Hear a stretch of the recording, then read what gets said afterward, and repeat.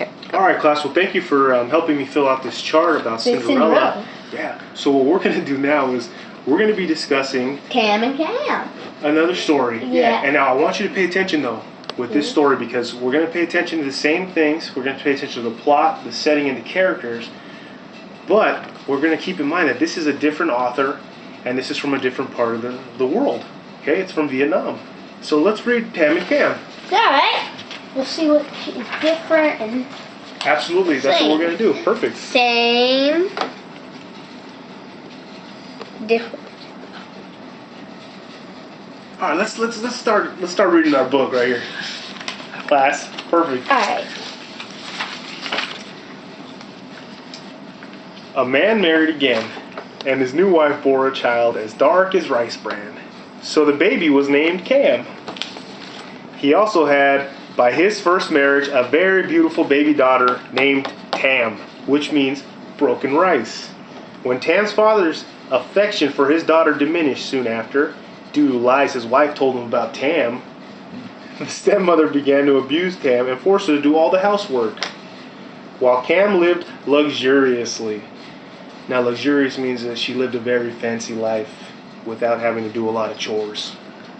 Her hatred of Tam was intensified by the fact that Tam was much more beautiful than her own daughter Cam, even though Tam was forced to do all the laboring under the sun.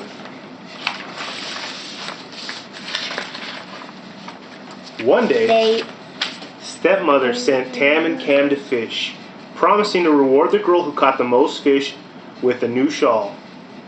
Cam knew her mother would never punish her, and so she bathed herself carelessly in the river while Tam worked hard fishing. When Cam noticed all the fish Tam had caught, Cam advised Tam to wash the mud out of her hair, or else she would be scolded by her mother. As Tam washed her hair, Cam poured out all the fish Tam had caught into her own basket and ran home. Not very good. Alright. Upon discovering she had been tricked, Tam sobbed until a male fairy appeared to her and comforted her.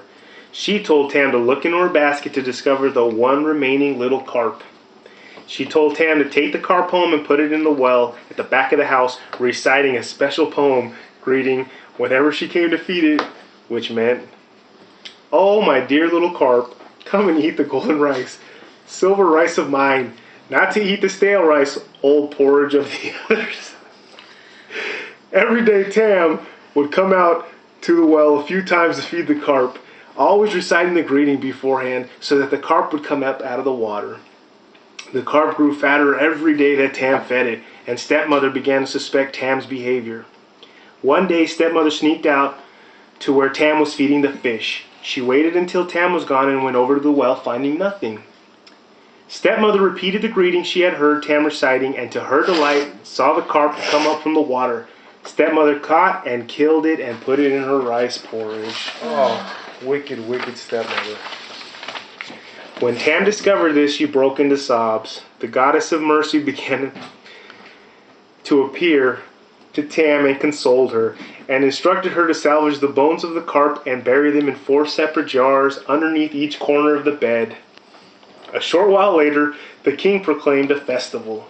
The stepmother and Cam must go, but Tam was left to sort a huge basket of green and black beans. The fairy guardian appeared again and transformed a handful of dust into sparrows, then instructs Tam to dig her 4 jars. From the first jar, Tam got a beautiful blue and silver gown. From the second, a pair of golden slippers. From the third, a saddle furniture. And from the fourth, a horse. Tam dressed herself. The grandmother's nice. Right, very generous. Yes. Tam dressed herself and hastened to the feast, arousing the curiosity and admiration of everyone present, but the envy and jealousy of her own sister and stepmother. She left at once, but while crossing a stream, she dropped 1 slipper. The slipper flowed along the river until it came into the king's garden, and was picked up by one of the king's attendants. The king proclaimed that any maiden whose foot fit the slipper would be made into his queen. Every eligible lady who went at the celebration tried the slipper, including Cam, but to no avail. Suddenly, a very beautiful stranger appeared, whose foot fit perfectly into the slipper.